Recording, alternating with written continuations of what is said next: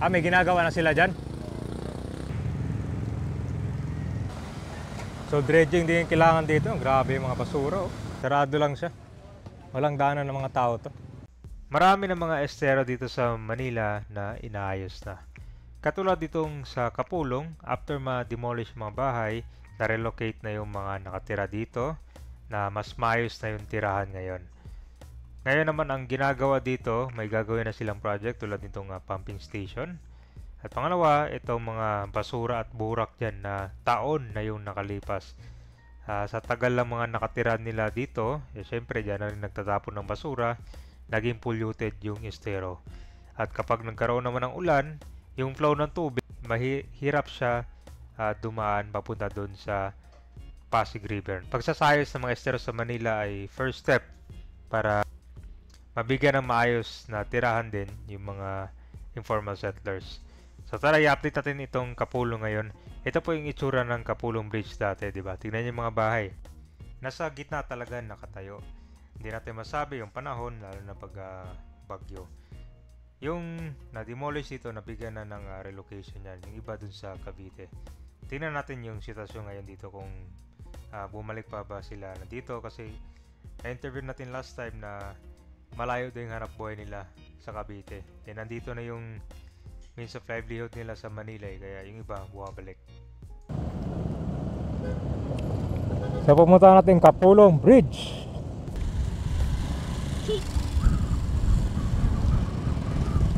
Yung paggagawa ng redevelopment. Itong Kapulong, isa to sa mga lugar naming ayusin tulad ng mga obstruction saka yung mga illegal parking. So marami talang ayusin dito pagbalik ni Orme.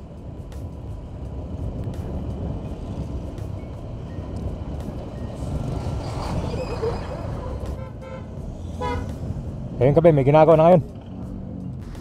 Center Island itong Kapulong. Yan, so unang na-demolish kabayan yun dito, tapos dito yun sa gitna. Yan, so may nilagay na silang steel sheet pile dito. Yan, una yung mga na-demolish dito, sa kabundok ito. Napaganda na pala sa kabila. Nilagay na siya ng bakod para hindi siya pasukin at saka bahayan ulit. Tay, nagsusort kayo para sa ibebenta?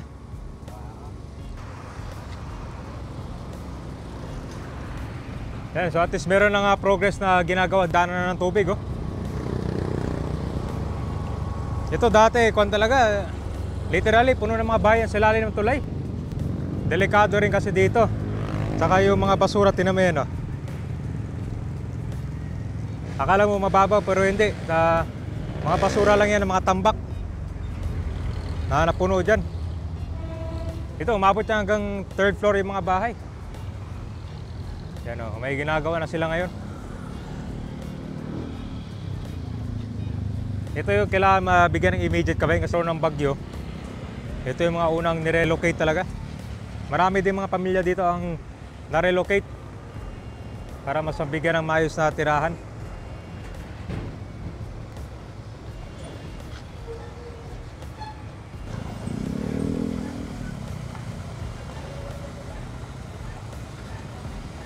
So dredging din yung kailangan dito. Grabe yung mga basura. Kaya tagal pa naman ang panahon nila nakatira dito. Mukhang din, dekada yung inabot bago na demolish.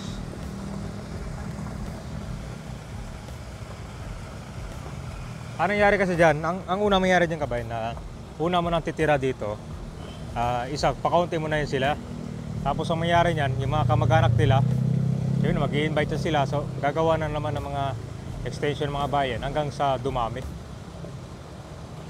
Kaya kailangan lang dito na bantayan tong lugar na to.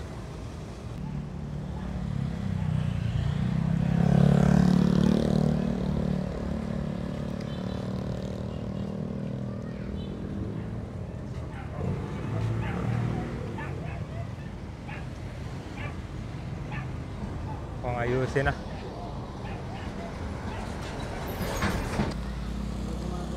So after nyan sir, alisin din itong mga basura sir. Ito, lalaliwan pa to, kain ko. Ako kain pa yan. So after ng pumping, malahukay. Mukhang makapal yung burak sir na.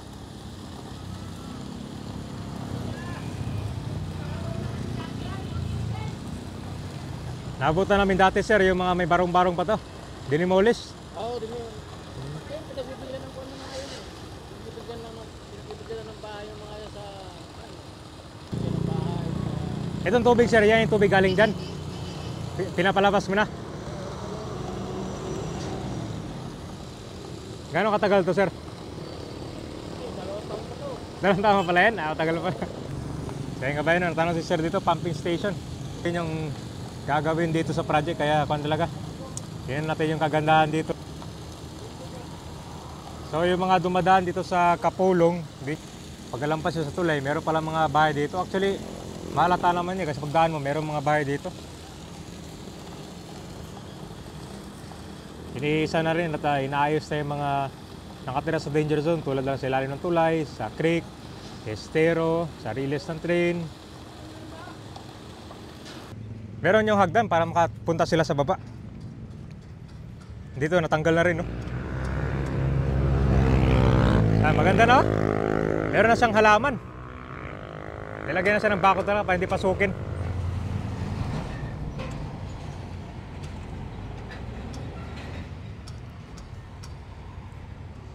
Talagang matinding kan talaga pagsasayos sa Manila. Kaya ginawa na lang ganyan. Pinaganda na lang. Oo, para walang maglaro mga bata. Bawal pumasok. Kami lang nagbukay nito.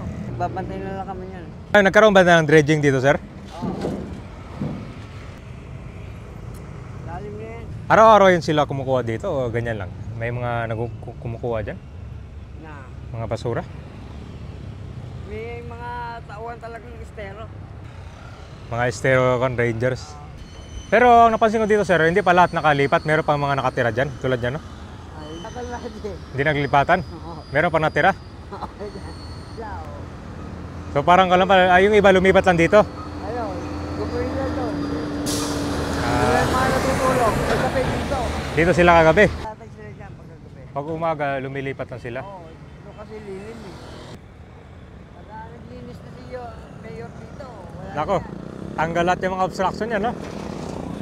Pero yung mga nakatira kasi dyan, kailangan either bigyan ng mga bahay yan, pauwiin sa probinsya kasi meron naman yan sila sa probinsya eh.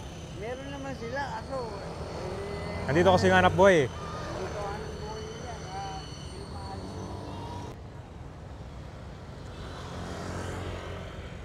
Ito, kaya na lang buhatin to, kaya Kaya buhatin mga ilang kilo kayo ito, sir. Ito binabantay ni sir kasi, ano sir, bakal ba to? ang Steel sheet mga pile to eh. Purong bakal yan. Oh. Bakal to, pag ipakilo mo. Libo din yan. Abang mga 3,000 yan. Binabantay nyo sir, baka mawala yung mga gamit dito, no? At least nilagyan siyang halaman. Ito dito, yun, parang playground pa, pero hindi naman eh. Sarado lang siya. Walang daanan ng mga tao to.